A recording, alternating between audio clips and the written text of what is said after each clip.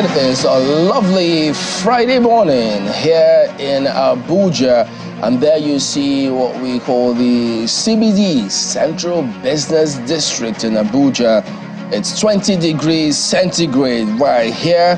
Humidity this time is 55%. When the wind blows at 6 kilometers per hour, so you could make do with that depending on what you're doing and when you intend to do it. What a lovely scenario it is. And we're hoping that that will be translated into the day as we all go about our activities here today, here in Abuja. What a scene here. Gentlemen, we can invite people to come to Abuja. Sightseeing. Sightseeing. Nothing more than that. No, but if you have business, why not? Well, it's acceptable. If you're looking at the brightness of these pictures, you just want, oh, come on, everybody, let's just enjoy the beauty of Abuja. Yeah, good morning to you all. Welcome to Sunrise. It is this lovely Friday morning. I am Chamberlain Oso. And I'm Nel Taigbe. Good morning and welcome. Welcome. Today is the 5th day in the month of January 2024. Just so you know. Yeah, the year is still very young, and guys, you know, you're boasting about your weather in Abuja. That's fine. It's 27 degrees here in Lagos, but guess what? It feels like it's 32 degrees. And as for your skyline, nice, don't worry. We're coming. We're coming up. Welcome to the show this morning. Okay, well, if you got it boasting, it's just letting the people know what it is at the moment. It's to help you plan so you could just see what's happening. Pay attention to those little things that you think don't determine anything, because they could be what could change whatever it is that you have to do. And speaking of which, guys, the elections are going to happen in some cities, in some states, not across board. So some things we call by-elections in this part of the country. So preparations are all ongoing. Look, we know that the last elections, of course, not everybody was happy with the way all of that turned out, notwithstanding how the decisions panned out upstairs. You know how they say it. So a number of states where these elections happened: Ebonyi, Yobe, Borno, Kaduna, Benue, Ondo, Kebbi, Lagos, Taraba. They will have one scenario or the other for the by-election. So those are the 9 states where those elections will go on, and you're expected to do what you have to do, performing your civic responsibility. And you know what? This is the kind of scenario we expect, because when these by-elections happen, the whole city will not be shut down. The state will not be shut down. So that is what we're looking forward to see when the general elections hold in the country, because other African countries do elections and it's business as usual for businesses. It's not business unusual where things are shut down, everything stops for those elections, which turns out people usually not happy with the way it turns out anyways. You know, the economic losses, I know that we've had these conversations over and over again. The economic losses when Nigeria holds elections, they are unquantifiable. Not to talk of the emotional losses, as the case may be. But we look forward to that time when elections can happen. And just go and vote and get back to work. Yeah. Go and vote and go about your business. That's the way to go. That's the way to go. I mean, these days, people get up, leave the office, go get married and come back to work. I mean, we're evolving. Hopefully we'll get to that point where we're able to vote and get back to election. But the other side of it, these elections also, the cost implications. Yeah. You know, I talked about economic losses. But maybe we should see those states again, just in case. Yeah, sure. And incidentally, I mean, yes, Ebonyi South in Ebonyi State, Yobe East in Yobe State, and the state constituencies where this will happen. Chibok constituency will have one. Then that's Borno. And you have Chikun State constituency. Then also Kaduna. Whoa. Okay. Yes. This is Goma State constituency in Benue, where you have some scenarios going on there as well. But you know, federal. So it's going to be in federal and state constituencies, as a matter of fact. And then you have in Akoko Northeast, but it all goes on. So there you go. Have so you just one of those ones that a lot of people are looking forward to is Surulere 1 in Lagos. That's where the chief of staff to the president, that was the seat he was the federal constituency he was representing. But I was talking about the cost implications, the economic losses, cost implications. Yeah. And we'll look at how much it costs for people to even vie for this position. And then you wonder, at the end of the day, when they go in and someone says it's an investment, so they have to recoup their money. That's across different political parties now. Different political parties. Yeah, I know that we have just about 3 of them out here, but they all it's about the same thing. The cost range, that's it. The cost range, Senate, governorship, House of Representatives, State Assembly, it's all there. So you begin to wonder if this is what it costs for you to be able to vie. 20 million for the APC for Senate, 10 million for the House of Reps, 2 million if you're vying in the states. And then for the PDP, whoa, 3.5 million. So that's a far cry from that of the APC. So as soon as you go in there, what's the next thing you're thinking of? How do I get back? Look at that, 3 million as well. The amount of money I paid to get this form. How do I get it back? But can common people afford this 3.5 million, 2 million? Why would the common person be thinking to represent anybody? But wait, Okada Rider contested an election. Could he have paid 500,000 naira in the States? He was sponsored, I think. He was sponsored. Someone will tell you that my people came and bought the form for me. Chimley, you heard these conversations, and I'm sure you also heard them. My people came and put pressure on me to represent them. They bought the form for me. Ayo's people have already bought his form. I don't know who is going to represent me. Oh, dear. Ayo. Well, if you're talking about maybe my WAEC form or JAM form, maybe. But the conversation you guys started is quite interesting. When you talk about the one point that I would like to make, Chamberlain, thank you for spelling out the states in which these things are happening, and Neta, thank you for letting us know the costs and everything. I'm more concerned about the credibility of the process. Chamberlain, you talked about the fact that these things do not happen. We don't shut down the nation. We don't shut down the state. We don't even shut down the local government, the constituency in which this election is going to take. These elections are going to take place. So the question of credibility naturally comes to mind. Are people going to have full confidence in the process? I looked up the meaning of credibility a few seconds ago, just to give some meaning to this. And what does credibility mean according to the Oxford Language Dictionary? The quality of being trusted and believed in. That's what it means, credibility. The quality of being trusted and believed in. So, will people trust and believe in this process?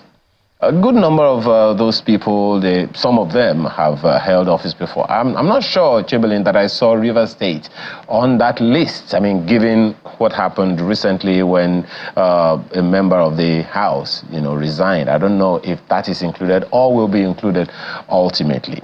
And, speaking about, the Speaker of... former Speaker of the House of Representatives, who is now the Chief of Staff to the President, a good number of people are asking questions, particularly about the wonderful jobs that he has done, in Lagos State, and the Chief of Staff, Mr. Femi Gbajabiamila. So a number of people are asking, okay, wonderful things that he did, asking questions about, where the funds came from and all those things. But hey, that's not the conversation right now. But the question of credibility of the process, how the people will be selected, how the voting is going to happen. That is one question a number of people will want to find out, want to know. And then you are of course not unaware of the many states in which we have caretaker committees of local government administrations, as opposed to duly elected local government administrations in every state in the country. So many questions to ask about that one. But concerning this by-election, Chamberlain and Neta, it's a question of credibility for me, particularly given the process. Well, equally happen. Yeah. Equally important points, yes, indeed. But that for Rivers, there's a process. For instance, in Ebonyi, that the minister, of course, resigned a long time ago, went about his ministerial duties, but it was only recently that the Senate declared his seat vacant, the Senate president of the Senate, and then you have some of these things. So I don't know if you heard if that has happened as of yet in Rivers. So if he's resigned as a member and then he's gone on to be the chief of staff to the governor, they have to declare his seat vacant and then fulfill all the requirements and notify the commission, which will in turn determine. Yeah. And let's hope that will happen real quick before, because these by-elections are scheduled for the month of February. And we know the dynamics in River State. Things are still not too clear what's happening where. And it costs us some money to conduct these by-elections. Don't forget that bit. It's very important. So if we keep doing things that people are not happy about and we keep spending, because look, you know what usually happens here every time we do these elections, the budget goes up. It goes up. So if the budget keeps increasing, why can't we keep having improved, better, at least a lot more acceptable outcome to a lot more people, because you can't get 100%. So if it was 30% 4 years ago, it should be what? 35, 40, that kind of progression. As we progress, after all, why are we spending more money if we're not getting better, improved results? I don't get it. Does it make sense to you? It doesn't to me. So somebody could help me, just in case, because you know what they say about these funds. Economic squeeze, so we're trying to cut costs. We're evolving in every other area, but it looks like our elections are not evolving. I mean, we used to have phones where the button phones. Yep. And before then, we had the ones that you had to stand at a certain place to make a call. Then we moved on to the button phones. Very Not tiny. not. Not 9-knot. Then you're pressing the phone. Then we moved on to the touch screen phones. And now we have moved on to devices where you can... Before now, we never had video calls. Now we do video calls everywhere. On whatever platform you want. There are multiple platforms to use. But it looks to see if our election umpire or the institutions that are meant to handle the elections in Nigeria are not ready to evolve with the time. You can get a headache talking about INEC, I tell you guys. Let's go on and just be back with you in a moment to take you through some of the dailies here on Sunrise Daily.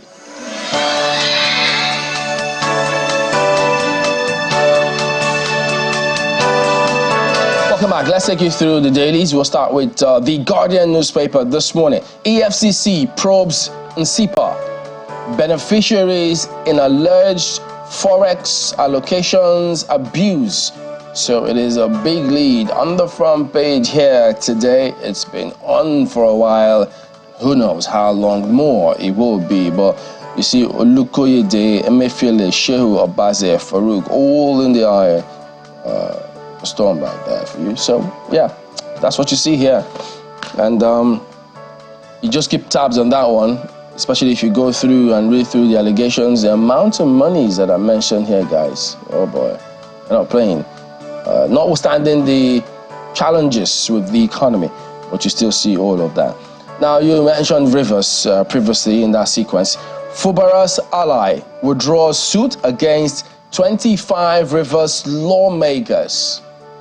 So you're having a lot more, reconciliation, hand of fellowship being extended, and so it appears as though they seem to be working things out. So what happens to all of that theory that the governor was waiting for Supreme Court decision to do what? To take the next steps? I don't know. People say all sorts right there, but it's up to people to see what happens. Man predicts challenging business year, urges FG to prioritize manufacturing. So I think everyone who's anyone has said a thing or two about the economy and expect that the authorities or the economic handlers would have known that by now. But speaking about handlers of the economy, maybe I went ahead of myself just a bit, because there's this headline here which says, create economic management team. NES tells Tinubu. So that's the Guardian today. And we have New Telegraph. They lead with that story about the EFCC and their activities, probing 52 firms over FX transactions. This time, not NSIPA, CBN. Yeah. So, NSIPA in focus, CBN on the other side, under the former governor. Go to page 2, you get more details on that story. You have that story about the Manufacturers Association of Nigeria, talking about the sector on page 8. You also have above the nameplate, fresh loan boosts external reserves by $231 million to $33.02 billion. That should That's temporal. So let's work to make it a bit more permanent. Let's come down a bit here. Below this picture, you have certificate palaver. FG to extend ban to Kenya, Uganda, Niger. NAN says over 15,000 Nigerian students are affected by FG's ban. There are a lot of things that are coming out of this investigative report, a lot. But yesterday we heard the NYSC spokesperson talk about how the institute is thinking of or upping its data processing and all that, owing to the gains from this report. Then the security issue, let's review immediate remote causes of crisis in Plateau. Check page 4 for that, credited to the northern governors. While the Niger State governor says farmers are returning to their farms. Interesting times. But that's it from the New Telegraph. This morning, it leads with a story on the aviation sector. Bloated directorates worsen aviation sector's woes. That's according to experts. And the only writer there say agencies may not survive with top-heavy bureaucracy. I mean, we've had these conversations over time. This issue on the front page of the Daily Independent is something concerning, particularly in the light of one, there also a report of how many decades ago now, or how many years ago now, and the recent action of the Minister of Aviation concerning that sector. Well, more of that you'll find continue on the inside pages of the Daily Independent today. And right under that picture, Lagos shuts down Third Mainland Bridge Tuesday. Well, I don't know if that's down is the thing, because I can understand Lagos shuts Third Mainland Bridge, but Lagos shuts down Third Mainland Bridge, I don't know, maybe it's just rhetorics.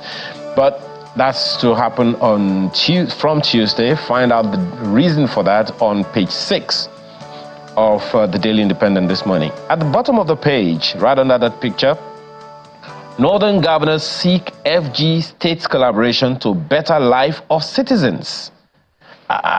Commend Tinubu's steps to end Kaduna Plateau crisis. I'm wondering why this is like a whole new call altogether. That's the way it sounds, because this is what we've been wanting to happen. This is the kind of agreement, consensus Nigerians are looking for between the federal government and the state governments. The federal government has a budget. State governments also have their budgets. And people are looking for where the handshakes are between the various agencies so that people can get the better life that they truly deserve.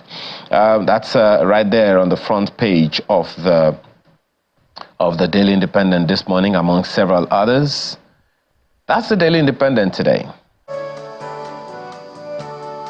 Okay, take a look at Leadership Friday next, and so this should interest everyone. After December deadline, Port Harcourt Warri refineries still not ready. As Leadership Friday today. Presidency embarrassed. Lukbabiri Kyari under fire. Mechanical Commission in Mayor Phase 7, Petroleum Ministry mom. And several experts have been speaking, saying that the purported achievement advertised has no practical effect to the expectation, which was that the older 60,000 barrels per day refinery will start production for local consumption. So the front page here is highlighting some of these challenges, which some experts also think that, look, that particular flare startup operation carried out during that visit of the minister and the CEO they said it was an abnormal operation at that stage of the work, because they thought it was completely unnecessary. There was actually no waste of flue gas being generated from the refinery, and so no crude oil had been introduced into the refinery. Therefore, no flue gas will be available for burning in the flare stack. So they alleged at the time that what they did was go buy LPG, connect it to the flare the stuff to think that everything is all A-OK, but it was not. So more questions than answers this time. So what's going on? They need to tell us so people can know. And then it's going to be a big day, Monday, because Governor Muftuan asks Supreme Court to void sack So all eyes will be on the court at that time to see where will the pendulum swing. Remember, Plateau's been going through a security challenge or the other, with some people also connect to some of these happenings. And by the way, speaking of Plateau, police arrest 7 suspects over Plateau killings. It will be interesting and needful for the media to pay some attention to this, because some residents in Plateau had said that all of these killings, everything here is a facade. Facade to the fact that the real deal, what they don't want people to see, is that they are mining their resources right there. All of this is because of the resources underneath the earth. And so this, you see, is what it's really shocking. But Abuja-Kaduna Road to be completed this year, ascribed to Umar, so you can all go ahead and check that out. That's Leadership Friday. And we have the Nigerian Observer, and they go with the certificate racketeering story. FG's response leaves 15,000 Nigerian students in limbo, coming from the National Association of Nigerian Students, NANS. Pleads for review of ban on Benin Togo degrees. ICPC commences investigation. That's the lead story, and then you see a lead picture as well. The picture has nothing to do with the story. The picture there is of creative. I think that's Lance. He's a movie maker. Page 17. You get to know who exactly this is. Above the nameplate, Obaseki rally support as Bendel Insurance Battle Rangers FC. Yeah. It's not been done yet. They're just no, you know, getting support. I'm just, see. Why are you so excited? Names like Rangers is my team. Okay. Rangers International is my team. I mean, people do EPL, but I'm Nigerian. And Bendel Insurance is another person's team. Well, okay, but we're going to beat Bendel Insurance. Just watch out for this game. All right. Offers free bus rides for fan supporters. There was a timetable in Nigeria where we used to go to the stadium to watch local league games. It was that interesting. I mean, I grew up in Calabar. You go to the stadium, it's So how come you're not supporting Calabar Rovers? No, Calabar Rovers is there. That's a home team. Oh dear. And my other team is Rangers International. Yeah, 2 teams. Oh, come on, my homeboy. But okay. Tinubu orders palliatives distribution through NAS members. Now there we might need to look into that, Chamberlain. So through NAS members. Through NAS members. So what's going on here? Hold on. Around the festive period, there's this story that's out there, and I'm hoping that we'll get clarification. Maybe someday Adju will come and tell us exactly what's going on. That each of the National Assembly members was given certain numbers of palliatives, bags of rice, to distribute to their constituencies. How many of them have done that? It would be good to know exactly how many of them did that. The governors were given how much? 2 billion? Well, governors were given about, is it 3,000? Or I don't know, how many? 5 billion was approved. That's what I'm talking about the festive period. Oh. Besides the palliatives and cash that was given, the festive period, the president, news has it that the president sent out bags of rice to Nigerians through their legislators. So were those bags of rice delivered? We'll get to find out. Has somebody received it? Can you let us know? Exactly. Let's know. Did you get it? Did your representative, Senate or House of Reps, we don't mind it. Did they deliver your bag of rice to you? Let's know about that. Let's go to X and let's hear. But let's leave it there for the Nigerian Observer. Very interesting conversation. It will be very wonderful to know if you indeed received that gift from the president or from the presidency. Honestly, it will be very, very interesting to know. Did your representatives represent you well? Look at the front page of the Daily Trust newspaper. This is probably what you needed to cook that rice. 1 month after FG's intervention, households, SMEs still buy cooking gas above 1,100 kilograms, 1,100 naira per kilogram. The details of that you'll find on page 4. And look at the riders' businesses lament multinationals should pay attention to domestic supply, not export. And crude oil stability key to gas production and sufficiency, according to experts. infographics on the front page there tells you what it all means. That as at May 2023, 12 kg of gas was going for 9,500. As at last year, it went for 12,000 naira plus. How much do you get it now? If you want to find out on the inside pages, and of course the prices vary per state. It's much lower in Kano. It's 1,001 per kg in Lagos. 960 naira per kg in Kano. All of that you'll find on the inside pages of the paper right now. Right beside that, right beneath that picture, EFCC widens probe on forex allocations, searches Dangote's office. The details on the inside pages. Now, this is something that everyone should kick about. I don't know if Chamberlain will, because I don't know if it will even affect him. Subscribers kick as telcos seek edges nod to increase tariffs. Are you kicking? Well, let us know. What would be, I mean, is it expected that the prices of telecom services will rise?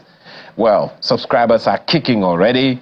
The telcos are asking the federal government for their approval of increase in tariffs.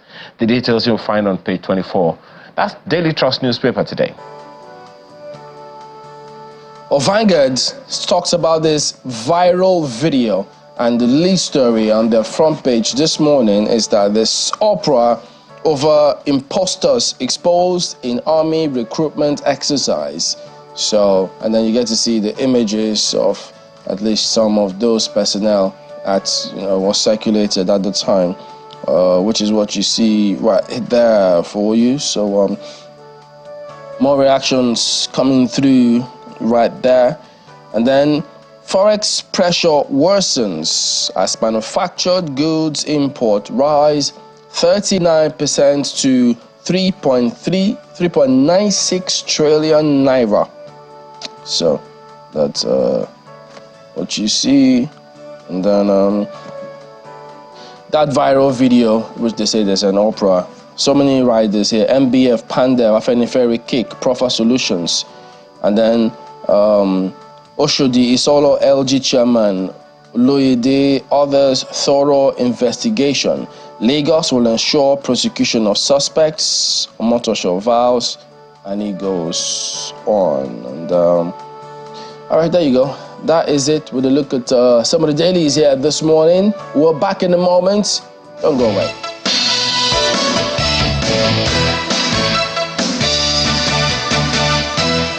Well, thank you so much for joining us this morning. Let's have a quick conversation. That unfortunate story that's been making the rounds concerning universities in Benin and Togo, Benin Republic and Togo, has been making the rounds. Let's have conversations around that one this morning with Mr. Kayode Abubakar, who is a former president of the National Association of Nigerian Students in Ghana. That he was president, just so you know, and he'll give us more details about. He was with the UCC alumnus and also Accra Business School. Thank you for joining us. It's my pleasure being here this morning. Let's understand what your take is on this conversation. What do you make of all that is going on? First, we must salute the courage and the initiative of the new Nigerian journalist that embarked on the investigative work on the certification in Benin Republic, the certificate racketeering. Just a quick one on that. Your colleague yesterday, well, he's president of NANT in Benin Republic now. He called for his arrest. Well, that's his own perspective. I will state my own perspective as that is regard. First, we must salute his courage. I live in Ghana, and I know that investigative journalism is something that the government and the people of Ghana really appreciate a lot. And we, as a citizen, responsible citizens of Nigeria, must continue to encourage them to do further of that, even in our social strata in Nigeria. So, leaving that, over the past couple of days, a lot of information has been, flying around, and I think my own perspective to this is that I think we need to be more introspective, in the sense that when issues like this happen in Nigeria, we try to sensationalize it, The media has a lot of role to play to call on responsible government agencies like the NUC, for instance, and the Evaluation Unit of the Ministry of Education, and as well as the NYC on the part. Sincerely speaking, NYC on the part has been quite progressive in this regard. However, we need to shed more light on the activities of the Evaluation Unit of the Ministry of Education, and as well as the National University Commission. Now, immediately this happened, and the Ministry of Education set up a committee. NUC released a bulletin. That bulletin was purportedly, it's going around blogs as if it happened in 2024. No, NUC did not shut down any institution in 2024. That was an incident that happened in 2016. And if we are to move forward, as I said, that we should be more introspective here, the media must press hard on these agencies to do their job well. Because in the middle of all this, we have innocent tens of thousands of Nigerian students with parents who are citizens of Nigeria who are looking for the right course with the right intention to access tertiary education either within Nigeria or outside of Nigeria, which is not a bad thing anyway. The one that the document that the NUC put out, yes. The one that I believe that you're talking about, yes. is dated January 4th. 2024. But I'm telling you. I'm not sure that that's the correct one. Yeah. There is a bulletin they put out. Okay, yes. This is it. So it's 4th January. 25th December, actually. Okay. 2023, 25th December 2023. Okay. That's when this one is purportedly put out. Okay. You said it's not current? It's not current. I can put my money on it that it's not current. And I sent a link here earlier on. Well, that was dated June 2016. Yes. Let me tell you, sir. In 2016, I was the president of NANS in Ghana. And we're involved because 3 Ghanaian institutions were mentioned. Unfortunately, those institutions mentioned, there are no connection to Ghana at all. There were some unscrupulous elements who are probably Nigerians, of course, who were running those centers illegally within the Nigerian territory. Now, the point I'm making is that when we put some of this information out there, in the midst of this chaos, clarity is needed. Clarity for guidance for innocent Nigerians with genuine intentions, mind you.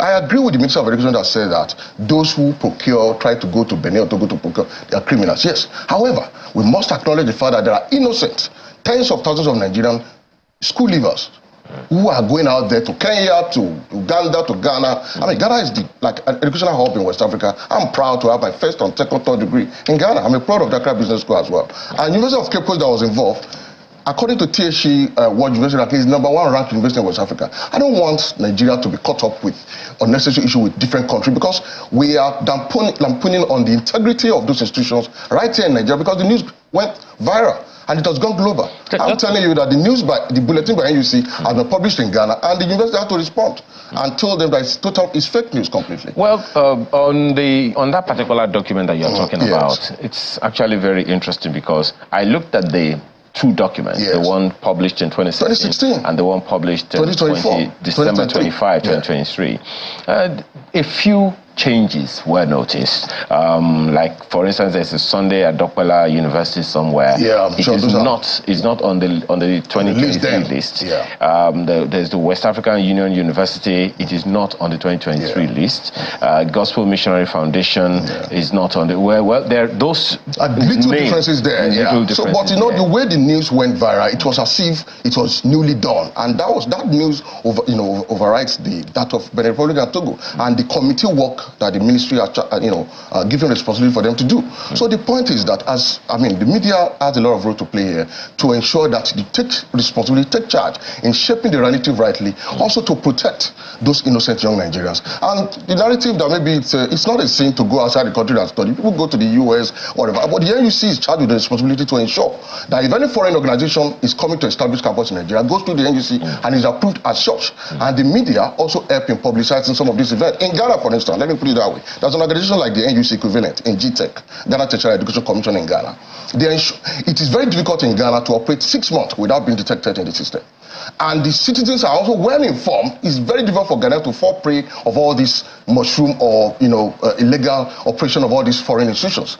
So right here in Nigeria as well, NUC, what I thought it should be doing right now is to partner with the media to sensitize our people about the protocols and about the establishment of the commission, establishment of the Ministry of Education, and their roles and what to do, and to sensitize innocent Nigerians, because we know that universities in Nigeria cannot accommodate all the school leavers available in this country. Okay, perhaps this is part of the reason for this conversation that we're having. It's causing more confusion than clarity. Okay. That's where the media should come in to clarify.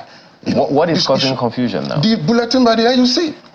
Well, the bulletin by the NUC, the 2023 2016 that was reprinted again this time. You know, they don't have much difference. I see. Because of about five institutions which are Nigerians. Okay. Nigeria owned. Now, what is instructive about the current brouhaha, so to speak, is that someone was able to procure a certificate in a university in Benin Republic within an extremely short time.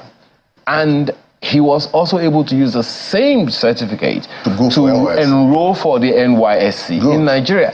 That is the issue, and it is something that is troubling anyone. Exactly. What do you think happened in that regard, particularly in the Benin Republic? It's quite unfortunate, and that's why I said earlier on that we need collaborations among even the government agencies. Because for NYSC, we've tried severally to engage the NYSC, even for Ghana. And over time, the Ministry of Education, the NYSC's job to try and conduct tests, they make life so unbearable. And the journalists from Nigeria affirmed the fact that it was difficult through the NYSC process. What they made the foreign trade graduate go through, it's an uphill task to get verified, before you go through the service. However, the lapses there, the technicality as far as the biometric is concerned, is something that needs to be looked into. Because I believe, I had my own process as well, and I believe that once you have a fingerprint captured, if you come back again, which irrespective of having different email or phone number, technology should be able to detect that, oh, Kayode Obaka has already registered before or has passed through this system and should be detected by the system. If those are the areas I think the media should shed more light on, so that this kind of bulletin by NUC will not distract us from the main agenda, which is a very critical matter. Because we must ensure that we defend the integrity of certification that whoever individual Nigerians get within Nigeria and outside of Nigeria. Very, very important. Just one last question here now, is the fact that, as you began by saying, that about 10 to 15,000 students in some of these countries, their certifications are at stake now, and all of that. So, and the federal government, of course, has put its foot down. It's going to widen its net and to try to get some of these things done. So, the question that I'd like to ask you is, what are the considerations that you would recommend for the federal government to make, particularly for genuine students? With genuine interest, yes. That's why I say that we should be focused on these responsible citizens who are there with the right intention to pursue tertiary education, which we know that we need to first look at the cause of the problem. Do we have the right academic environment in Nigeria to accommodate all these numbers that we're churning out from secondary schools every year? The JAMB issue is something that we need to look into as well. In Ghana, for instance, there is every university reserves the right to, the admission process. Once you pass WASI, you proceed to the individual admission process of the institution.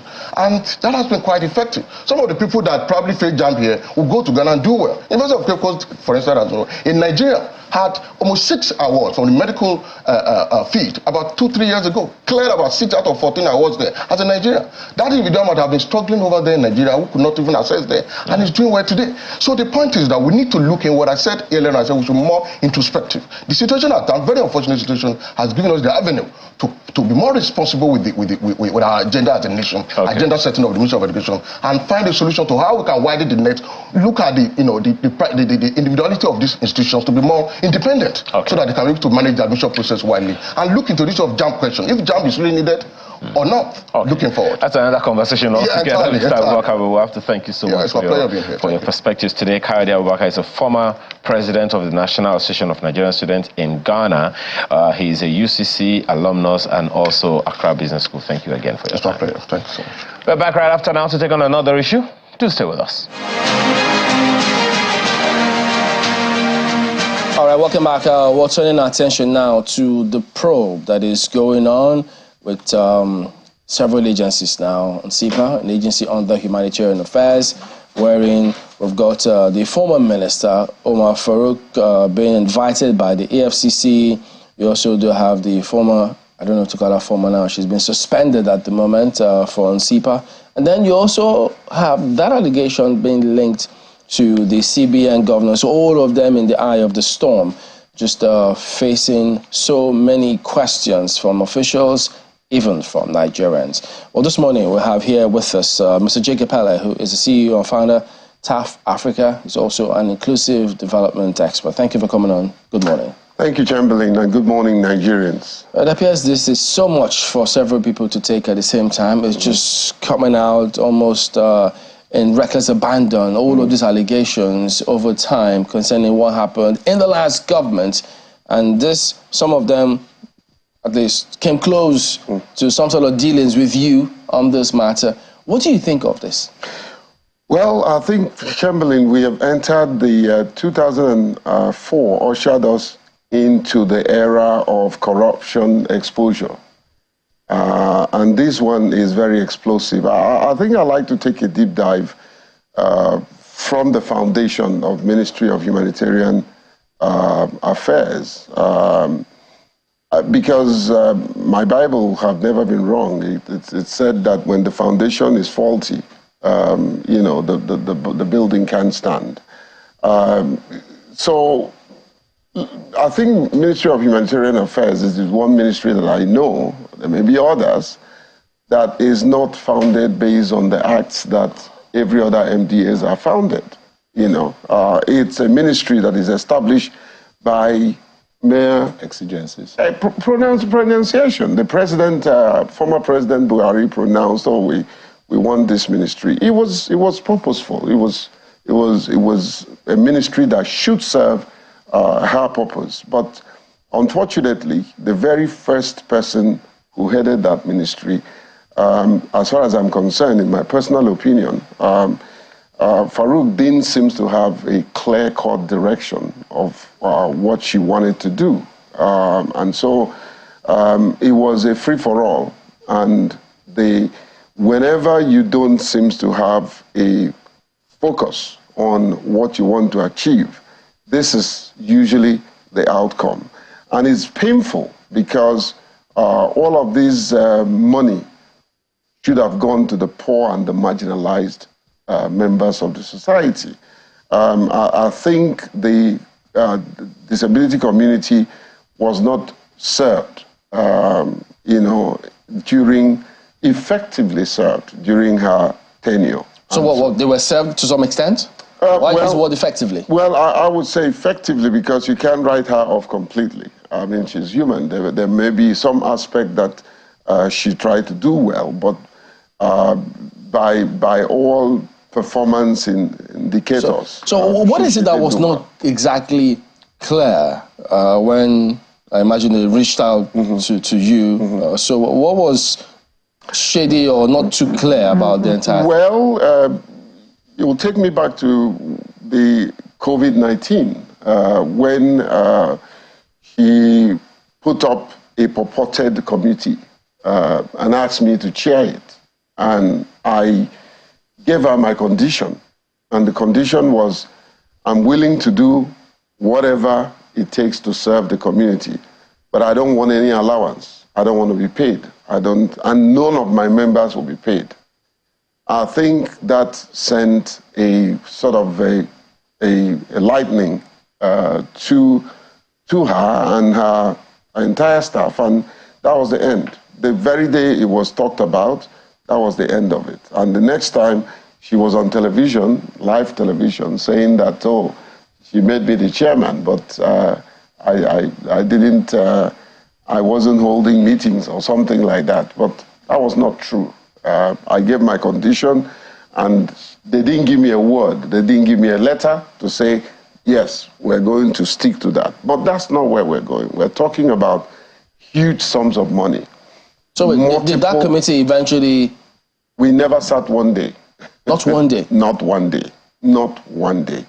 Not under my leadership. There may be other purported, you know. Do you know if anybody else chaired that committee and went on with different things? Not to my knowledge.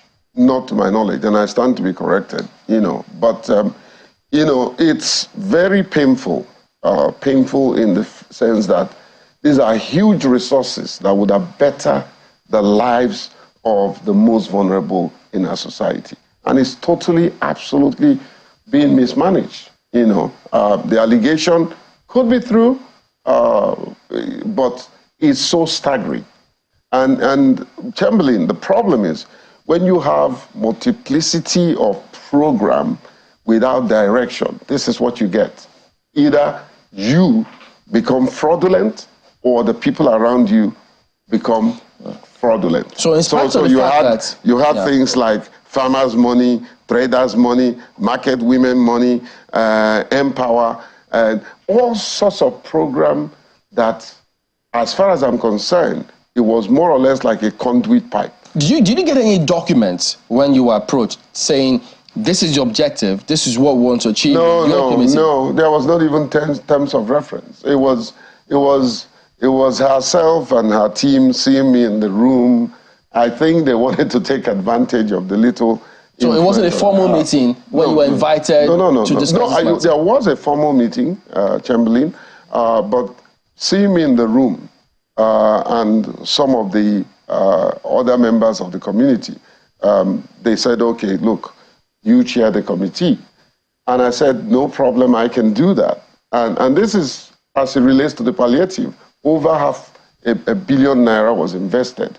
And I didn't see any members of the community who came to me to say that they benefited from most of the things, especially the cash transfer. The cash transfer was an absolute sham, as far as I'm concerned. You know, Mr. Kwale, we've had, when this administration came in, there was that news at one time that broke where they said the social register was a mess. That was our project. And that shouldn't have been. South Africa for project? No, that was her project. Project. Yeah, the ministry. The social register was a mess, and they're going to look at how to rework it, to revisit it and work it out so that it's clearer. I know the current minister has all actually delved into that real deep, but that's not what we're looking at. You started out by saying that this ministry, in your opinion, is like the only ministry without an act backing it. But it was more or less like a special purpose vehicle. Yes. So if it's a special purpose vehicle, and you being that you're so interested in the critical stakeholder, critical stakeholder, is there something you could have done at that time? Maybe with hindsight, is there something you could have done differently? You know, one, when you're not in government, you don't have a voice. And when they see you that you're vocal, they avoid you. Throughout our tenure, I didn't have access to her, and I don't know how many. Just to clarify, were you seeking access to her for your personal gain or what? For what? For what? Not in this world. For what? What gain? What will she give me? I don't bargain with people who have resources that they can't account for it. So my interest was to get the ministry to work with the community of persons with disability, not even my organization. My interest was to get the ministry to work with the community of persons with disability, and I tried to reach out. I wrote several letters, they never replied me, but that's not the point. It's not about me, it's not about my organization, it's about the community of persons with disability. How well were they served? With all that money, nothing was done. I mean, it's not only the community of persons with disability, the school feeding program was a sham. Was the community captured in the social register? The what? Was the community captured in the register? They tried to do that, but I can tell you it wasn't efficient, it wasn't effective, it wasn't excellent. It was not. And that's why the governors proved somebody like us who were critic of what they were doing right. So how were they captured into that register, the community? Well, there were some skeletal survey that they embarked upon. And like I said, the surveys are expensive. They're expensive process. And if you don't invest money into it, if you bring people who are stooges and who are trying to front you, you're going to get a shoddy job. All right. If you look at all the instruments that are available out there, some of them are for free. It is easy to mine data and get accurate data. And they were just playing with money and playing with the program, and nothing concrete and good came out of it. Proof. The governor said that they can't trust the data. from the Federal Ministry of Humanitarian Affairs. That's why the money and the palliatives for the fuel subsidy were given to them, you know. And that also has its own issues, because the same governors turn around and try to use what Federal Ministry of Humanitarian have done. So there's a total, I hope that Betta is listening. There is a need to overhaul that ministry. You know, it's been like a position or a place for scammers. You know, look at what happened in Sudan. You know, all the funds that were injected into that evacuation, let them come out. I think if President Tinubu is serious, let him probe virtually all the ministries and the ministers under Buhari.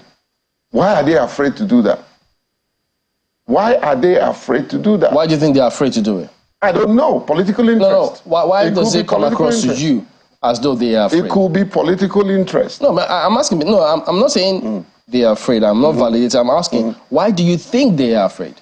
If they are not, they should have done something better. I mean, how long do you have to wait this long for ministries like humanitarian? I was one of the people that said it, that this ministry needs to be probed. And several other ministries. Aviation is there.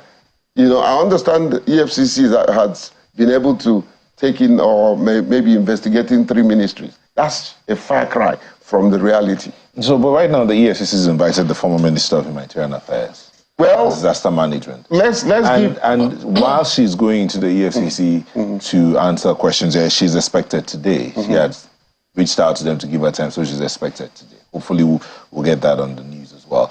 But while that's happening, you also talked about the current Minister of Humanitarian Affairs. You've had meetings. Yes, I've met with Betta. And would you say, well, a stand-up meeting. Yeah, based on what you just said earlier about what you should do different. Are you not seeing something different? I think based on what she's saying, I think she has some very concrete, purposeful sense of direction. If she continues that way, you know. But then she needs to be careful, because if she takes on the same strategy, follow the same process, imbibe on the same principle that her predecessor did, she's going to end up like her. Let's look at it this way. So she has, for instance, the president has given them all mandate. They all have KPIs and they have to deliver. They give 1 month, 3 months, 6 months, and 1 year. They have what do you call it, timeline with which to work with. But they say, soldier go, soldier come, barracks day. Oh, yeah. The ministers change, but the ministry itself remains, and the civil servants who have been there are still there. They're still there. So what do you think will be done differently? If I am, unfortunately, I'm not, either by color or by pedigree, I'm not better. But if I'm in her shoes, first of all, I would take a deep dive into all the lingering program that she has inherited. Come on. When we're all in school, primary school, secondary school, and I think the university does it, there's always a period of revision. Revise the vision. Go back to the drawing board. It is great leadership tactics to say that this thing is not working, I'm not going to go with it. Scrap it. So there are too many programs that is under humanitarian ministry. Many of them are moribund. Several of them are not effective. If I'm in her shoes, I will take a deep dive and scrutinize all those programs, you know, and see what works and what doesn't work. There are several segments. There are about 6 different parastatals under our ministry. You know, I would do a proper need assessment, a proper strategic focus on all of those people and see what they are doing. Many could be working at cross purposes, you know, and several of them are wasting taxpayers' money. It is very, very sad that my little allowance that I get, I pay tax on it, and yet people are going home and squandering the poor people's taxpayers' money. These investigations happening is mind-boggling to a lot of people already. Exactly. But you then say that these ones are a far cry from reality. It is. What makes you say that? Oh yeah, because there are several others that have not been unaided.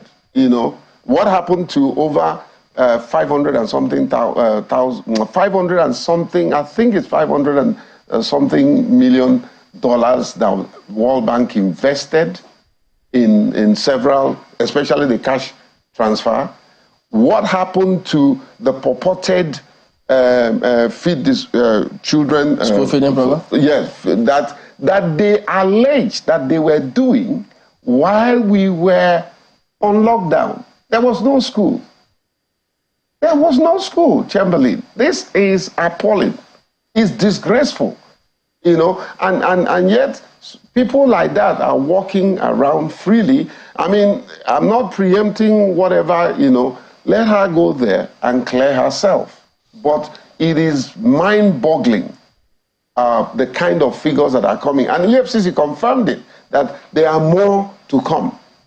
31.7 billion is a far cry to several other money that was squashed. The Empower money, of course you notice that there was a time that the Empower staff were virtually on strike, you know, saying that they were not paying them when they were claiming they were paying them. I think there was a time that President Buhari openly queried this same woman, you know, on the way and manner she was handling some of the people. And, you know, the thing about public servants, you know, this attitude of transferring blame, saying I'm not responsible, you know, I understand that as soon as this broke, they were saying, oh, she left money for Beta, and Beta is saying, oh, I didn't. I mean, this is crazy.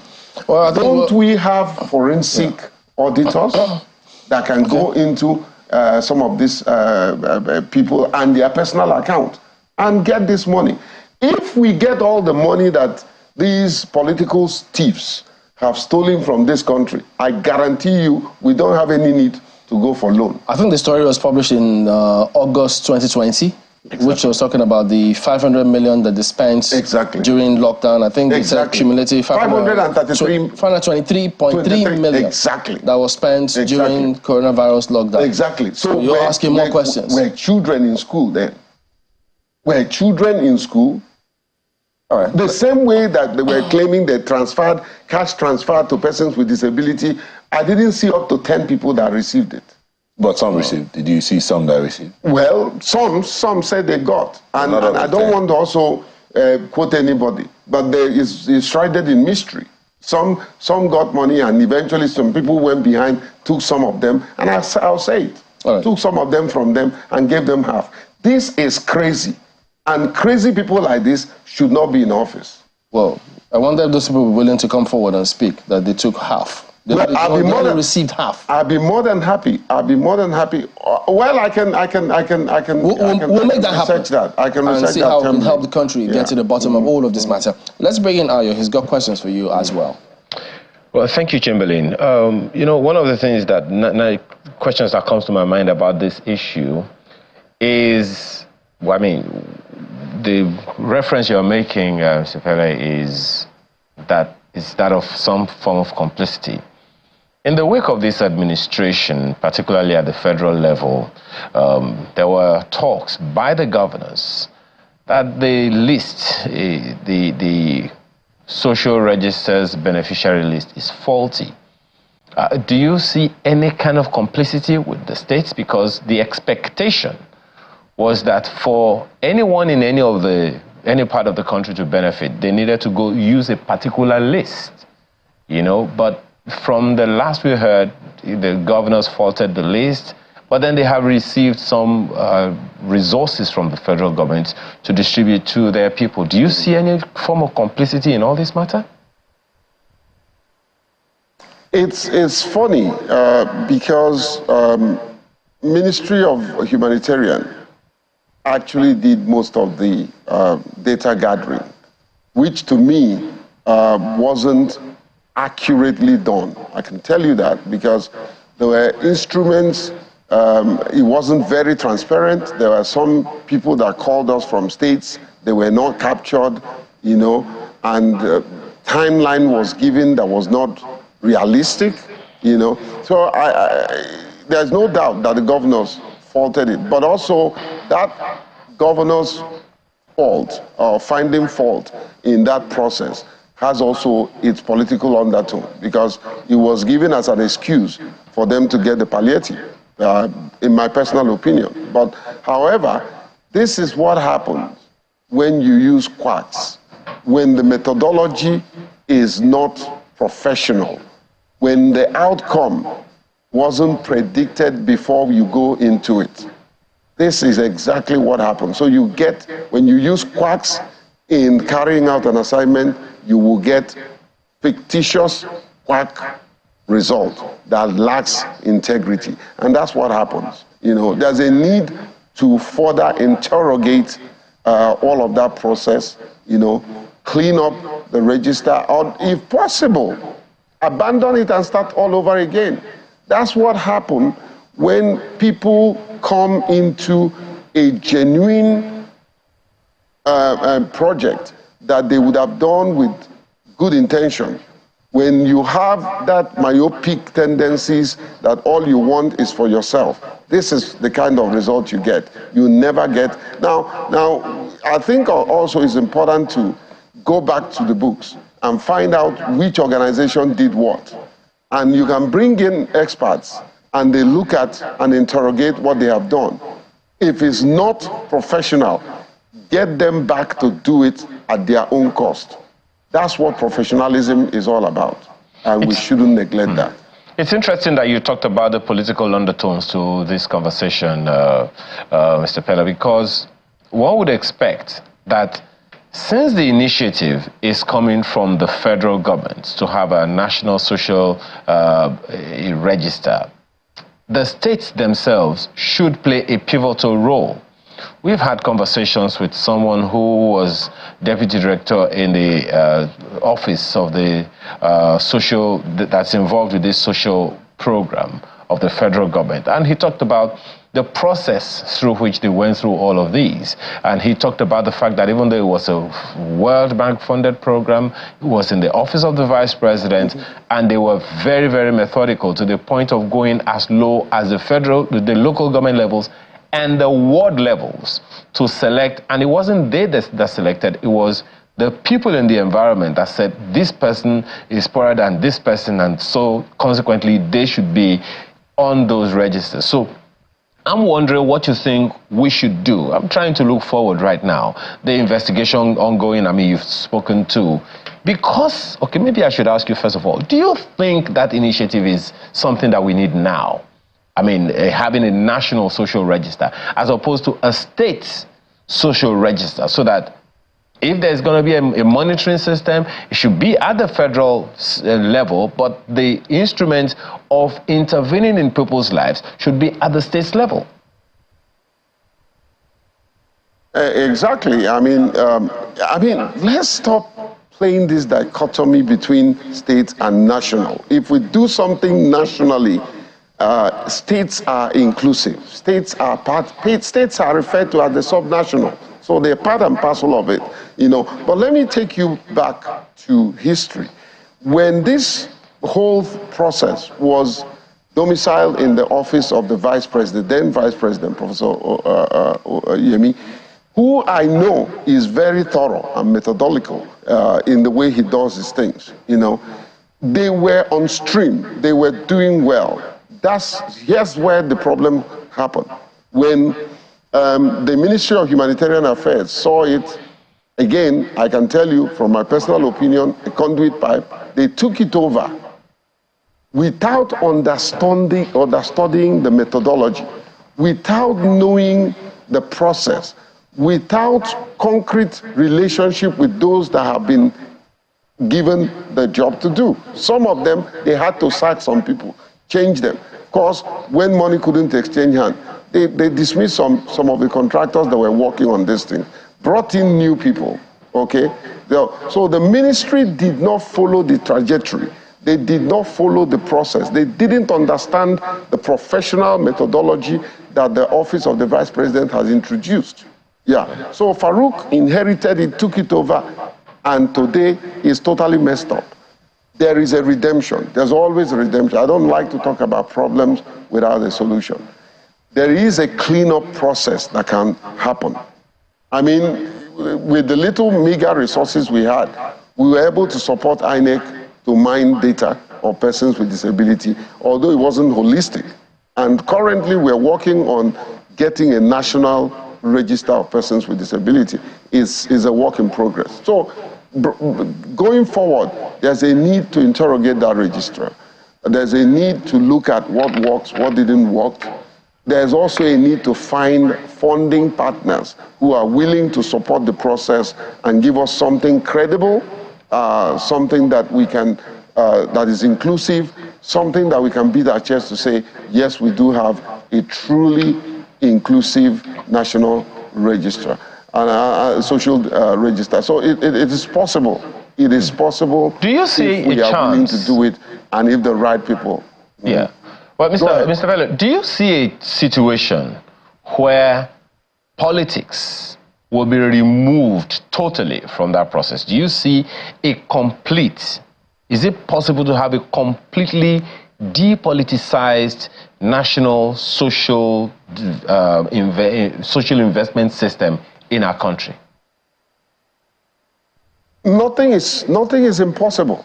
It is absolutely possible. But let me tell you why it may not work. The politicians have their hands in the pie. They're interested in that number because they know it might pay them politically to have that information. You know, it's important to underscore and underpin here that, listen, data is life. Where in any country, in any program, where you have accurate data, you will have accurate planning, you will have accurate execution, and you will have accurate outcome. It is possible to take politics away from it, but will the politicians allow us to depoliticize this process, which will add to our economy? It will add to our social status. It will add to our political status. It will add to our spiritual status if we know the numbers, and those numbers are disaggregated, and those numbers are accurate and credible. I am ashamed to quote some of the numbers that, they say, persons with disability were 35.5 million. There is no accurate record. We are 31.1 million. There is no accurate record. Quote me on that. The record that they were quoting were something that I think UNESCO or UNICEF did years back. That's not the accurate number, you know. So there's a need to further, don't give up on the process, interrogate it, you understand. Ministry of Humanitarian Affairs better seems to act strategically, you understand. This is when to move strategically. Don't give up on the system. You can correct the rot if you're willing to stand straight. Mr. Pele, the question that Ayo asked, let me piggyback on that one, where you talked about the state, and I know you said we should take out the dichotomy, but we see that the closest government to the people is the local government. Then you go up from there. We also know that, or there's news out there that the president, festive period, we talked about it earlier, was going to send the first rice to the locals, and he thought to use the legislators who are closer representing the people. What if these kind of interventions from that ministry are taken from that level? From the local government, even from the representative, wouldn't that make a difference? Absolutely. So what do you think is stopping this, Umar? And again, the dishonest, not all politicians are dishonest. Not all politicians are crooked, okay? But there are some crooked people that is looking at a system that can benefit them, and they manipulate it to the barest minimum. Maybe you say benefit them excessively. Excessively, exactly. You understand? So okay, Ayo, let me say this, my dear brother. Your channel carried it. I went back to my village because my king has said, oh, you're doing everything in the national unit. I went back to my village, took my little savings, put it in an envelope, and I distributed to all the old women and all that. It was on your, yes, you understand. I'm not saying that to blow my trumpet, but little things at the grassroots can make a difference if truly and really we want to do it. Now tell me, please bring any of those legislators to your show that has pictures, videos of the distribution of rights. Some of them may, but many of them did not. It became a political tool, a tool to further enhance their credibility. Many of them don't have in their constituency, you know. And so I think the earlier this government realized that, hey, we need to take politics away from truly creating an intervention with a social safety net, the better for this government. All right, so what do you think about this ongoing probe about CBN? I think Emefiele deserves exactly what he's getting, to be honest with you, because he messed up a lot of financial process and principles as CBN governor. I think, for me, he was the worst CBN governor. And he should be made to refund everything that he has stolen if we prove it in court. Because that's always the case. They say, oh, go to court, you know. But it's appalling. You know, and I think the current CBN governor should take note of in this. the last government, remember the back and forth that went on between the then Minister of the Attorney General, Malami, and the then EFCC chair, Magu, about recovered loot, as it were. So should we worry this time about any of these things ending up in the wrong places? Well, Chamberlain, let me not sound a pessimistic tone. Remember the Abacha loot.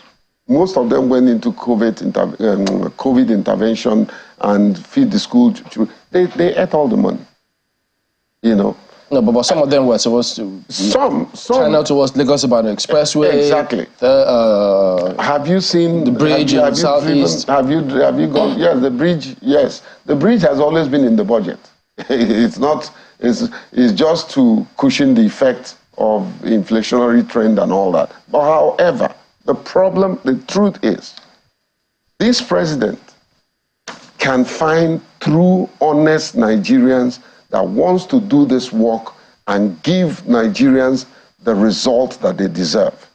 If and only he wants to do it. There are still Nigerians who would stand up for what is right, do what is right, irrespective of whoever is on their way. All right, so Uncle, at that point, Mr. Jacob Pella is the founder and CEO, TAF Africa, also inclusive development expert and political analyst. I'm trying to wrap that part. That's all right. Too much titles entangles sometimes. Okay, that's why they're asking you for palliatives in the village now. But thank you for coming on.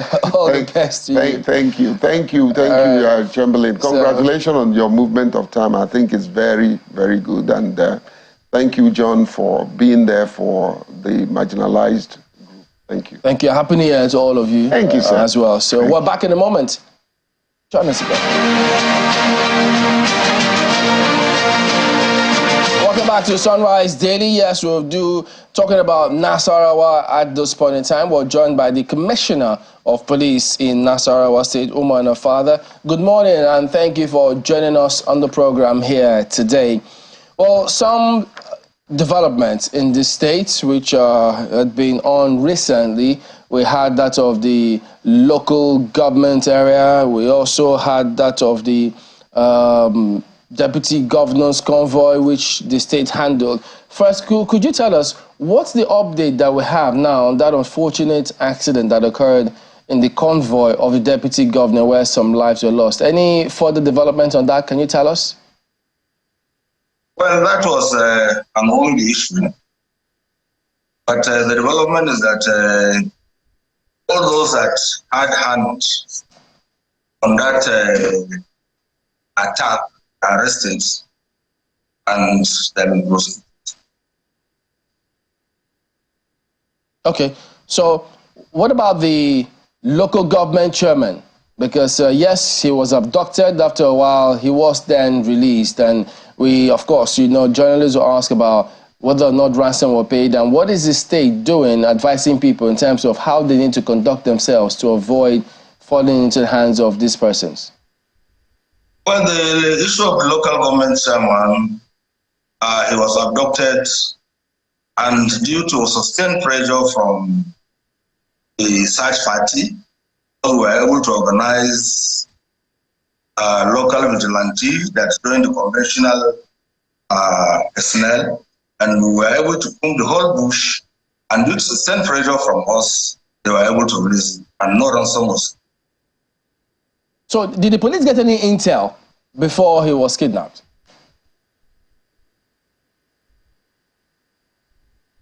Yes. I'm sorry, we missed that part of, could you say it again? I think it came in broken. Was there any intel? I couldn't get you very well.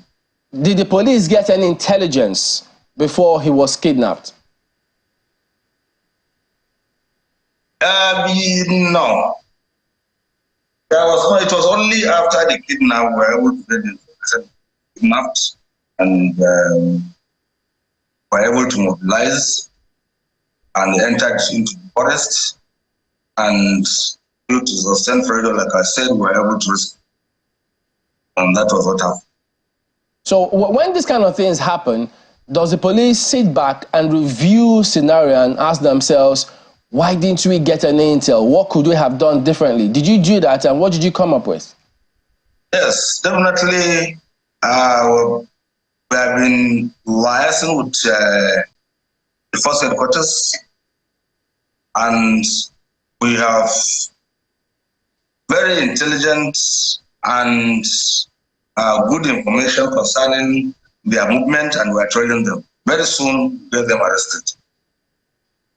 You know, Mr. Nafada, the job that you have to do is a very sensitive one. So let's ask, how much of intel do you get from the citizens? For instance, around that armed robbery incident that happened recently at that supermarket, how much of intel were you getting from the residents around there? Well, what I have from the residents is they should cooperate with us. We cannot do it alone. But police, other security agencies cannot do it alone. Everybody has to contribute. Security is everybody's business. And everybody has to come in to agree to securing the streets. Are you implying that you're not getting cooperation from the citizens around there? We have been getting cooperation from them. We need more cooperation from them so that secure the streets. But you do know that the residents and citizens of Nigeria are concerned about how promptly that the security agencies, especially the police, act on the information they get. How promptly do you act on the information that you're given by citizens?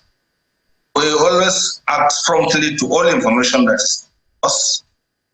And that was why the issue of the local government chairman too, we acted promptly and he was released within 24 hours. Not stay with the kidnappers up to 24 hours was released. So what has the command done differently now? Because I know that some time ago, the governor raised an alarm and concern about attacks on farmers in 6 Nasarawa local government areas. He wanted a lot more to be done. How did the police address that? That's why we have been doing much on it. The state governor, already there has been an existing mechanism on dispute resolution in all the local government areas affected, those local government areas you mentioned, both at the state, local government, and village level.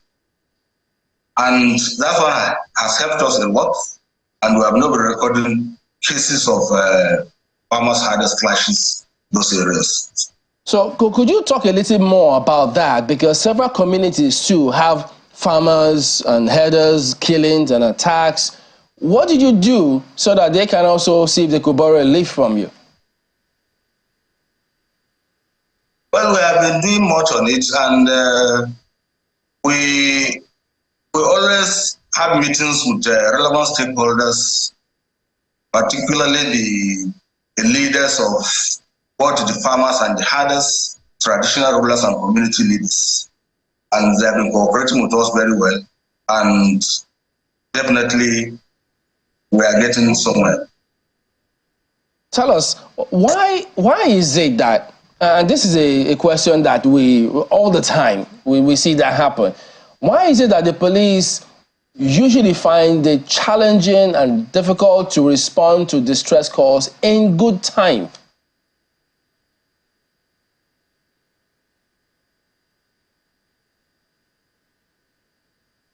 Sorry, I couldn't get it. Why is it that the police find it difficult to respond to distress calls quickly? Sometimes the issue of terrain, undulating terrain at times hinders movement of police, and that is one of the things that is affecting. What are the others?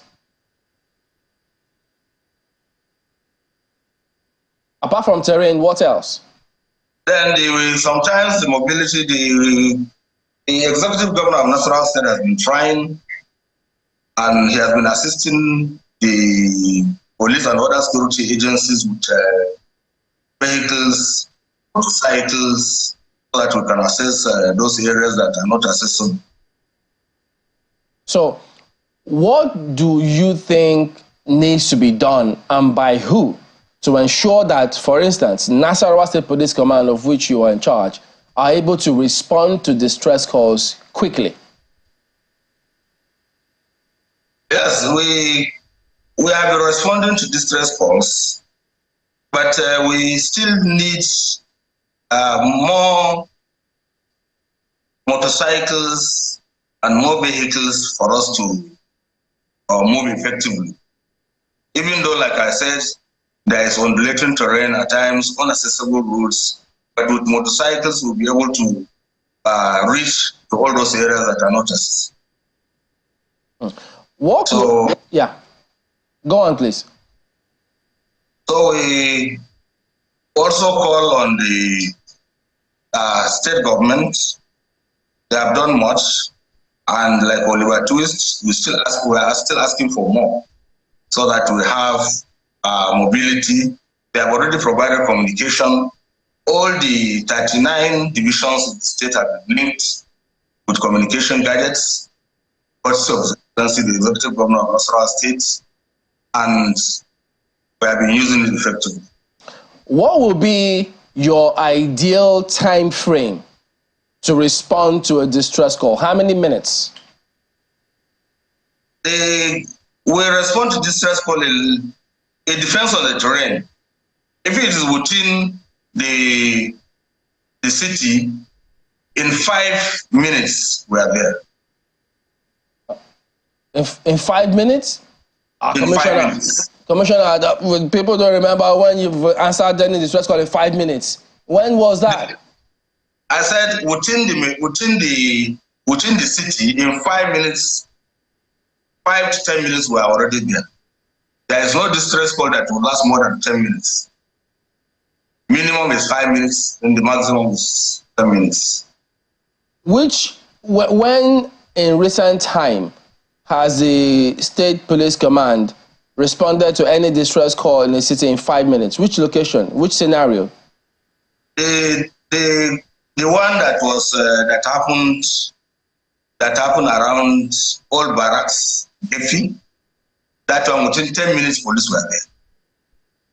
There was an incident that happened at Old Barracks, very close to Efi, and there was a distress call, and within 10 minutes, police were already there, and we were able to respond promptly.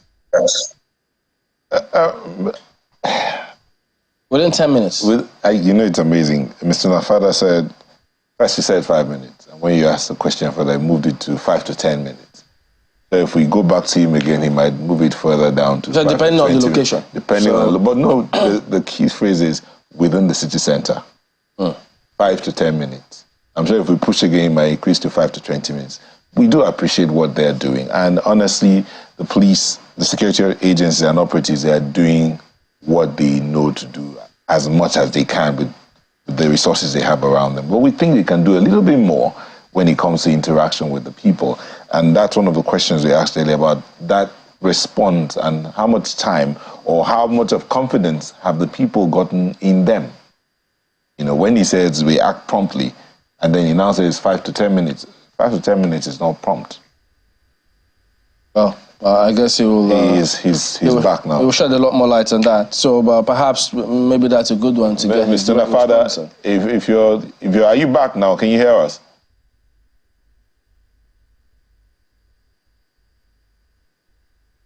Okay, we would get back to Mr. Nafada. Really, the relationship between the police and the people is one thing that a lot of people are asking that, please, can we work on this? First of all, they are not living amongst us, so they don't really understand how we live. They live in the barracks, and in some climes, the police live amongst the people, so they're able to relate and see where the people are coming from. And so when the people say, hello, officer, I'm seeing some strange movement here, because you live around them, you can understand when he says, on this street, there's a strange movement.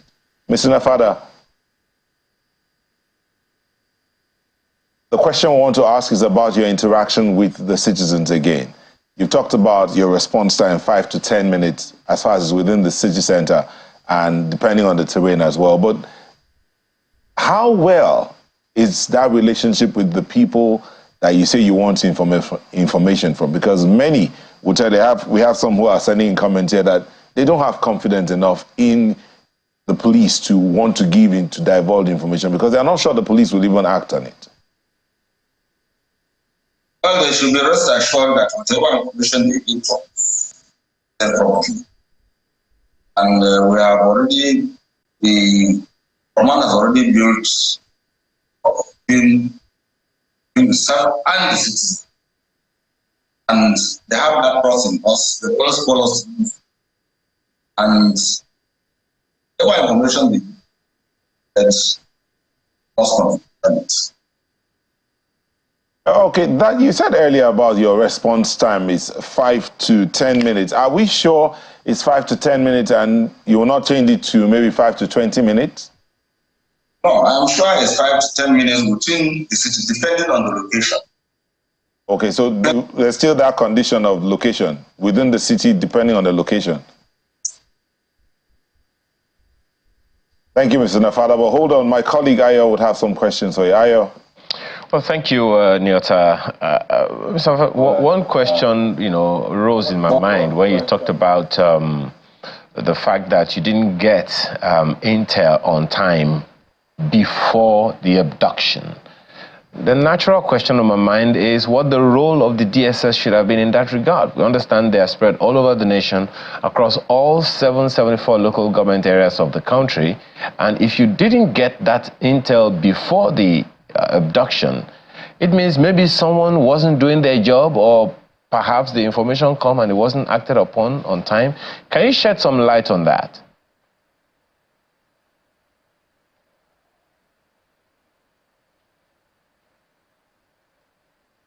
You may have muted, Mr. Nafada. We can't hear you.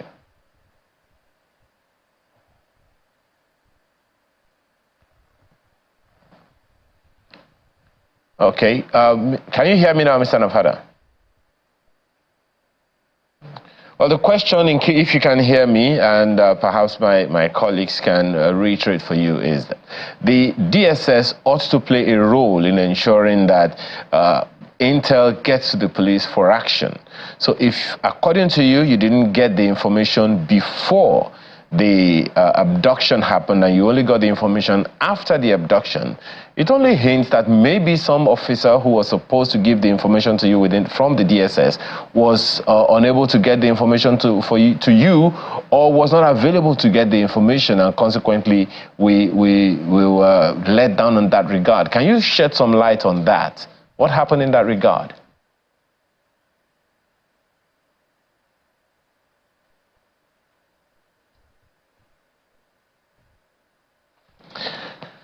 Well, Jimbalane and Nyota, this looks like Mr. Nafada cannot hear me, but maybe you can put the question to him. Okay, Mr. Nafada, I'm not sure if you can hear me.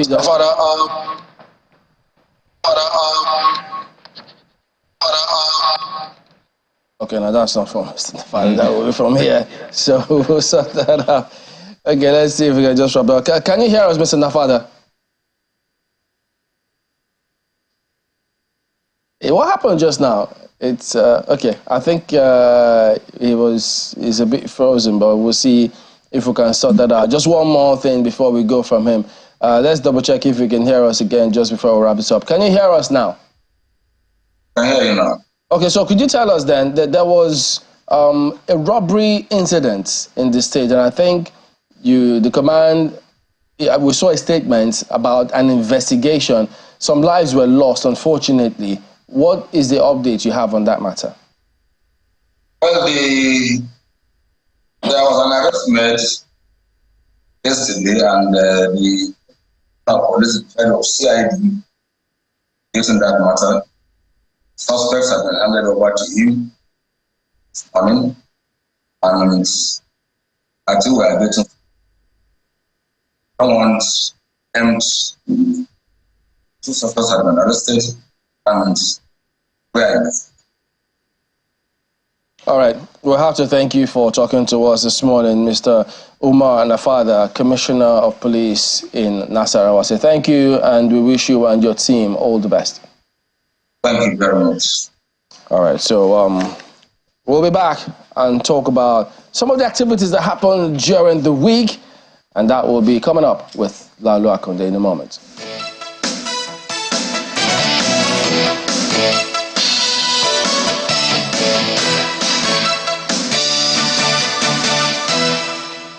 Back to Sunrise Daily. So Lalu Akonde joins us here today, and the introduction for him changes because I'm not going to refer to him as the anchor of Inside Sources. The inside man. Happy New Year. Happy New Year to you, and thank you for coming on today. Always good to be here. How's the experience been with the Inside Sources, though? Very exciting. I think that we're getting quite a bit of traction with the conversation that we started, trying to have a conversation generally about the future of Nigeria. And we've spoken to 2 former governors, Governor Bisi Akonde and then Governor Yerima. And today we will be speaking with the very courageous Power Edwin Clark. And next week we'll be having the former President Ibrahim Babangida. And we intend to have more of the leaders, but not just political leaders. We hope to also bring in leaders from other sectors to talk about, the future of this country. It's a very important subject. How do you get people respond? Say, what does Lalu want to say now? I mean, how do you get response from people? How you tell guys? Well, it's a conversation, with the leaders, So it's not so much on the talk show. It's not so much about my own views. Of course, there is a place, my take, which is how we hope on the program. But we want to focus more on having a conversation with these leaders. And like I said, we want to draw leaders from all sectors to come and talk about the future of Nigeria.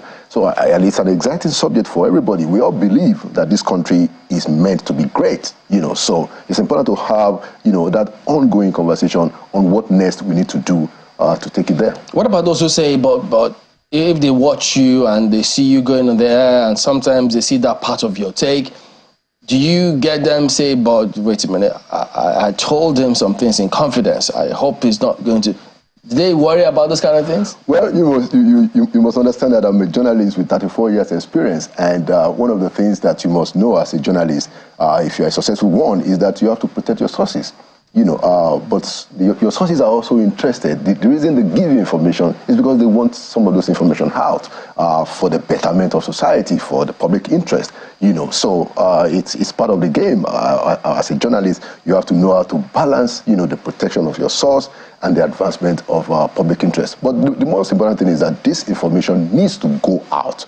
We need to put the information out both for the people who are in government and for the people themselves, the people who are governed, to have a balanced interaction that will help us to push our developmental agenda forward and further. Excuse me. Get some tea, water. Yeah, okay, I'm fine.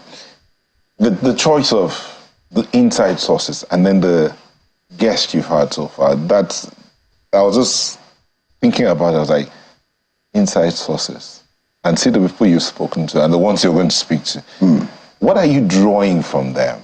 We're talking about it's for the future, but what are you drawing from these people? Well, so you're going to see that a lot of the people that we will be bringing, a lot of them, not in all cases, a lot of them have a story to tell about what role they have played in the past. And because of the roles that they have played in the past, they have an insight that is often not well known. The fact that you be in government or you be in leadership position in certain sectors, even outside politics, gives you a unique insight that most people are not aware. So Inside Sources wants to bring those insights that are important, that can enrich the conversation so that we have a more robust engagement and interaction between the people and the people in government. And that's the whole idea of Inside Sources, to bring what is inside, the insider information that people don't always pay attention to, that can actually transform things. And one of the things that we have said here is that it's important for us to increase the level of transparency and to increase the level of accountability.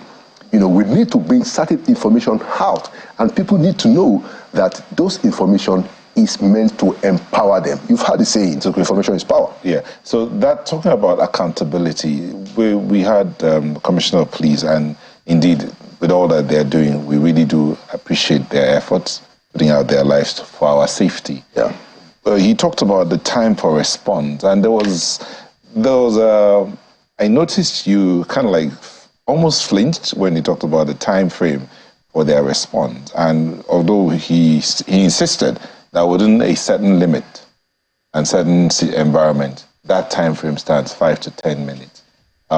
Do you think it's workable? Well, I think that in my own view, the major problem about the Nigerian security architecture are two things, in my view. First of all, I don't think that there is enough investment, especially in the police. I don't think there's enough investment. And I don't know, I'm still trying to investigate it myself to be able to put my finger on exactly what the problem is. Is it that the money is going out and it's not getting there, or is it that the money is not going out enough? That's a big part of the issue. The second part for me is that we have to take the question of state police seriously. You said it when you were asking in the question about the fact that people need to, you need security people who know the terrain. We have come to a point in this country where we need to take the idea of state police very, very seriously, but we have not. We need people who are invested in the communities, people who are living in the communities, people whose own fortunes also depend on what happens, to be the one in charge. It is becoming very laborious and difficult to have one force in Abuja controlling the whole country. It has shown very clearly that it is not working, even though you have some of the best people in charge of it. But that structure needs to change. We need to talk frankly about state policing, and I think we're getting close to it, because hey, look at the fact that the problem of insecurity continues. It's as if nothing is happening, and I know that a lot is being done, but we need to do the right thing, and I think state police is the beginning of it. Speaking about the money, investigations are going on with different people. The former CBN governor, former Minister of Humanitarian Affairs and Social Development, and then CPA CEO. So all of those living Nigerians asking so many questions as to, wow, with this, who knows which other department? What else should we expect? You kept tabs. You've seen some of these scenarios. How did they hit you when you saw it? Yeah, the one that really breaks my heart is the social investment program. This was a very noble concept that was developed, actually before 2015, but of course when APC won, it was being implemented. And I had the privilege of working with a vice president who actually pioneered that program from 2016 to 2019. And as you all recollect, the program under the presidency there had a lot of, got a lot of accolades globally and nationally. So it breaks my heart, that the whole thing is being, turned to shreds, in shambles. It's very heartbreaking because these things can be done well and can be done properly. I think it was Ayo that was raising the question that is it possible to have a social investment program without politics? That was exactly what happened between 2016 and 2019. As a matter of fact, some of the programs were launched. When we launched the National Homegrown School Feeding Program, it was launched in Anambra, a PDP state. It didn't matter whether you voted for the party in power or not. It was a program that was designed for everybody. And it was working very, very well until 2019 when they started. What do you think went wrong? I mean, wasn't there the handover of the data, whatever information they had onto our ministry from the presidency? I think, and I'm going to be very frank about this, I think the major thing that went wrong was the leadership of the program since after 2019. Because you had people who pioneered this program, who developed it, who did it in such a way that they earned international plaudits. And then you took it away from them, brought in people who had no idea whatsoever, even people who had no previous notable public service experience. And then you enlarged the ministry, put in more responsibilities to people who have no experience. And I don't apologize about this because it is the future, it's the fortune of Nigeria that was completely messed up with. And that is why it's heartbreaking that this social investment program has become something that everybody is just throwing apart as if it's a nonsensical thing, something that was noble. For the first time in the history of this country, we had a budget that focused on the ordinary people. So and now the whole thing is messed up. Didn't FEC see all of this at the time? Well, there are a lot of things that happened that I don't even think that we have the time to get into it now. But the point is that the decision to take away the management of that program from where it was in 2016 to 2019 was a wrong decision. Well, you never know. You might get some details on inside sources. Some insiders might break some scenarios there the days ahead. You just never know. I just got questions too. Well, yeah, thank you, Chamberlain. Well, two questions that I'll put to you, but let me quickly follow up on that question. Perhaps even ask you, Mr. Akonde, the same question. Do you think the social investment program of the government should be depoliticized, and how? I mean, you said it. It was the thing that operated back then. Apparently, there were no strong enough structures to sustain its depoliticization before or subsequently after 2019. So how should we go about that depoliticization of that process sustainably? Thank you, Ayo. It's a very good question because, yes, indeed, it is ideal for such a program to be depoliticized. And this debate even ensued when the program started in 2016 all the way to 2019. A lot of the party hierarchy were saying that, look, I mean, we have to make sure that our own people get in on this program first. And the man who was in charge then, former vice president, insisted and said, no, look, this thing is for all Nigerians, regardless of political affiliation, regardless of whether they voted for the APC or not, that the moment you get into government, you get into government for everybody. So he pushed back on that, and he ensured that the program was available on the same criteria for every Nigerian. And the other thing that happened, Ayo, that I must say is that every payment that was going out from the coffers of the government went directly into the accounts of the beneficiaries. So now we are hearing that the money now comes from the account of government, goes in, sits down for months in a consultant's account, on the excuse that is the place where they're going to share the money. It's all nonsense. This thing has been done and done successfully without any political influence, and with clear and open criteria to every deserving Nigerians. And people had the testimonies. Okay. And there were international recognitions, the United Nations, in Africa, even locally. We had NGOs who actually looked at the program, assessed the program, and came out with plaudits. It's very heartbreaking, Hayo, that all of that has gone to shreds. Well, perhaps the question would be thrown to maybe the National Assembly to create some kind of institutional framework or legal framework around it so that it can be a standalone, because it is indeed heartbreaking that something that benefited so many people isn't. Let's go back to inside sources now. I'd like to talk about communication. Some of the people you've spoken with, they have very good understanding of how our systems work and all. And those who have been governors before, those who have occupied one office or the other before. Communication will probably have sustained continuity of some of the initiatives, laudable, that some of them came up with while they were in office.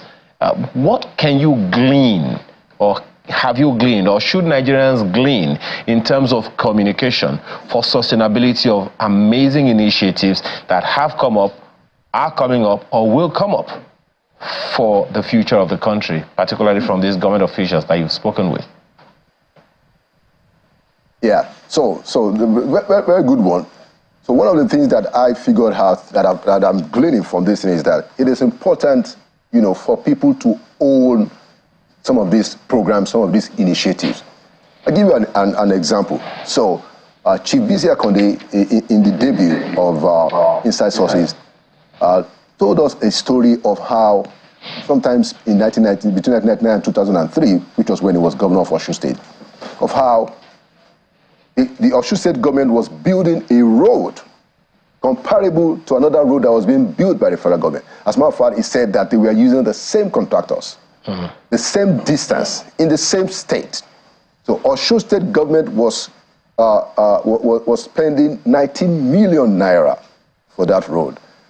And the comparable road by the same contractor, done by the federal government, they were spending 84 million naira for the same road.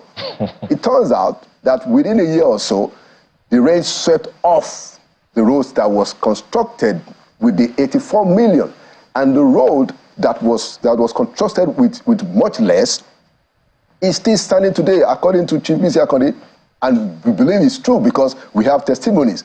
So the point is that the people themselves must begin to speak out and own these things. The people need to get more involved. Like somebody said, we cannot leave politics to politicians alone. We shouldn't accept that. Even if people are not going to run for office, they must have a voice. I mean, how can you have that kind of a situation where the same contractor, as a matter of fact, building two different roads, one is almost 100 million, the other is less than 20 million. And then the one that was less than 20 million is the one that is surviving today. The one that was almost 100 million is finished and gone. The people must be the ones to own these things, to take charge and to say that, look, we are not going to accept this. And that's the whole point that, some of the things we're trying to achieve with Inside Sources is to bring out those things, is to have this engagement, and is to let people know that the more information you have, the more empowered you become. Let's give them this information. Inside Sources is now 11:30 Fridays. Yes, it's now 11:30 So you keep a date with that one. All right, thank you for coming on, Lalu. Thank you. Okay, so let's just one message before we wrap it up, and it's from Professor Enahena. He says the economic development and prosperity of Nigeria must evolve through and from the local and state economies to building a federation with a viable and sustainable developed economy whose principles and policies are interdependent in building an entrepreneurial economy that is indigenous. All right, so there you go. That is the show today. We do thank you all for watching. We'll see you, of course, next week. I'm Chamberlain Osof. Goodbye. And I'm Nell Tagbe. Enjoy your weekend. Well, just with this one quick one from Festus, guys, since the Friday morning, he just said, how can people appointed to manage the social investment program turn it to social investment problems? It's a question. I'm Ayo Makinde. Have a wonderful rest of your weekend.